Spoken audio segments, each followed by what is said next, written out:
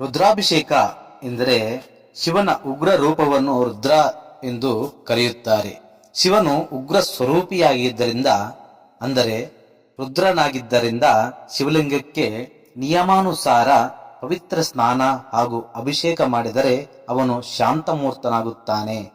ಇದಕ್ಕೆ ರುದ್ರಾಭಿಷೇಕ ಎಂದು ಕರೆಯುತ್ತಾರೆ. ರುದ್ರಾಭಿಷೇಕ ಶಿವನಿಗೆ ಬಹಳ ಪ್ರಿಯವಾದದ್ದು. ರುದ್ರಾಭಿಷೇಕವನ್ನು ಮಾಡಿದವರಿಗೆ ಶಿವನು ತನ್ನ ಭಕ್ತರಿಗೆ ಬೇಡಿದ ವರಗಳನ್ನು ನೀಡುತ್ತಾನೆ. ಶಿವನ ದೇವಸ್ಥಾನಕ್ಕೆ ಹೋಗಿ ಅಭಿಷೇಕದ ನಂತರ ಇತರರು ತಮ್ಮ ಗೋತ್ರ ನಾಮಗಳೊಂದಿಗೆ ತೀರ್ಥ ಪ್ರಸಾದಗಳನ್ನು ಸ್ವೀಕರಿಸುವುದು ಒಂದು ಪದ್ಧತಿಯಾಗಿದೆ. ಈ ರುದ್ರಾಭಿಷೇಕ ಮಾಡುವುದರಿಂದ ಧನಾತ್ಮಕ ಶಕ್ತಿಯನ್ನು ಸೃಷ್ಟಿಸುತ್ತದೆ ಮತ್ತು ನಕಾರಾತ್ಮಕ ಕಂಪನಗಳನ್ನು ತೆಗೆದುಹಾಕುತ್ತದೆ. ಈ ರುದ್ರಾಭಿಷೇಕ ನಡೆದಾಗ ಪ್ರಕೃತಿ ವಿಜೃಂಭಿಸುತ್ತದೆ. ಪ್ರಕೃತಿಯು ಉಲ್ಲಾಸ ಹಾಗೂ ಆನಂದಮಯವಾಗುತ್ತದೆ.